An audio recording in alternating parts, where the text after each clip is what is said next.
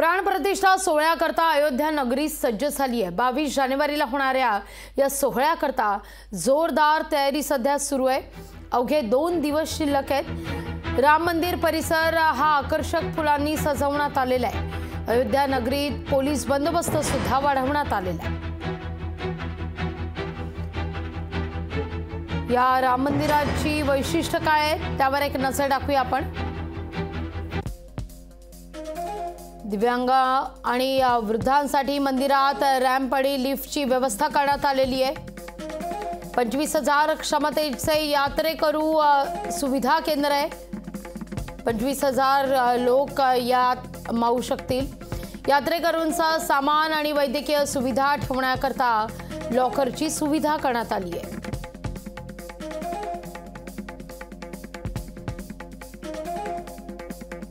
मंदिर परिसरामध्ये स्नानगृह, स्वच्छतागृह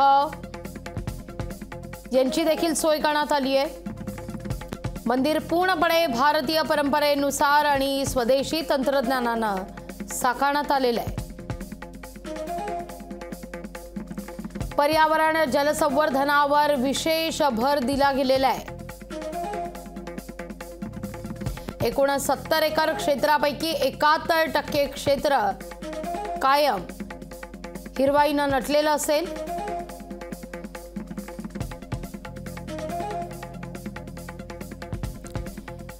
अवघे 2 दिवस असताना अयोध्या नगरी आता सज्ज झालेली आहे। याच विषयी अधिक माहिती घेण्याकरता थेट जाऊया अयोध्येला आमचे प्रतिनिधी विकास काजळे यांच्याकडे। विकास, अवघे 2 दिवस शिल्लक आहेत। सर्वत्र उत्साहाचं वातावरण पाहायला मिळतंय। अयोध्या नगरी सुद्धा आता सज्ज झालेली आहे रामलल्लांचं स्वागत करण्याकरता।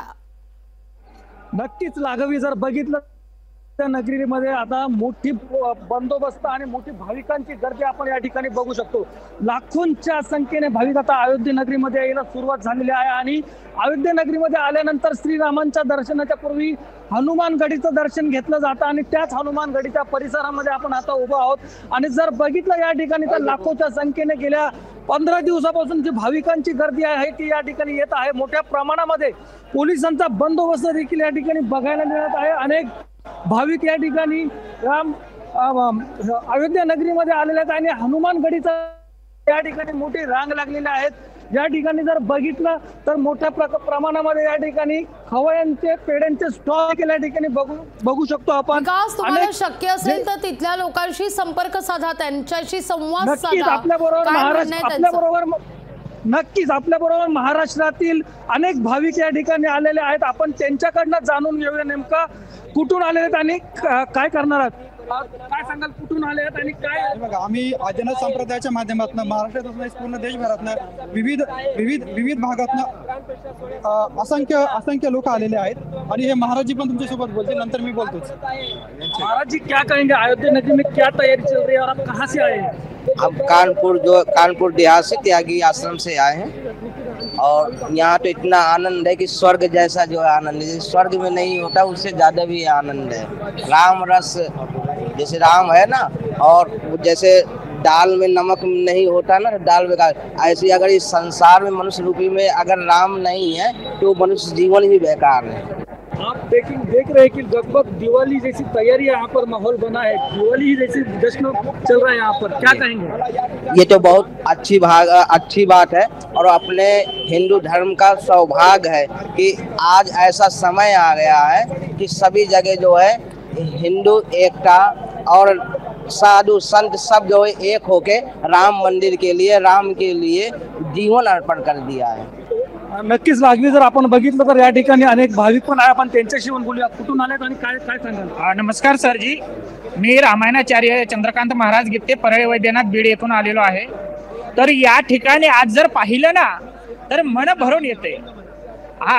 तर मन भरून येतंय आणि मन भरून आल्यानंतर झाले राम राज्य काय उने आमासी, काय उने आमासी, धरणी धरिल्या पिके गाई वळल्या म्हशी, धरणी धरिल्या पिके गाई वळल्या म्हशी। राम राज्य झालं आणि खरंच आमच्या या भारत देशामध्ये गाईचं दूध वाढलं, गायीने प्रभू श्रीरामांसाठी दूध सुद्धा जास्त देण्यास सुरुवात केली. सगळं हरियाली हरियाली म्हणजे हिरवळच मातलेली आहे असं आमच्या महाराजांनी सांगितलं. खरंच उजळले भाग्य आता, अवघी चिंता वारली, विठू तुझे नि माझे राज, नाही दुसऱ्याचे काज. आज प्रभू श्रीरामांच्या नगरीमध्ये आल्यानंतर आमचं भाग्य उजळलं असं वाटतं. जय श्रीराम. लागवी जर बघितलं तर या ठिकाणी शंखनाद आपण बघू शकतो. मोठ्या प्रमाणामध्ये हा शंखनाद या ठिकाणी आपण पाहू शकतो. मोठ्या प्रमाणामध्ये भाविक या ठिकाणी अशा पद्धतीने दिसत आहेत.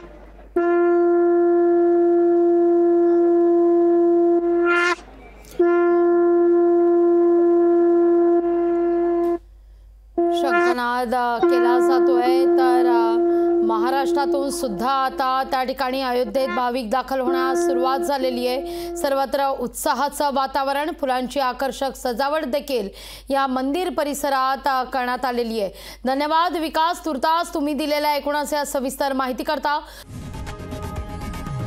लोकशाही मराठी ऐका, पहा, जागरूक रहा.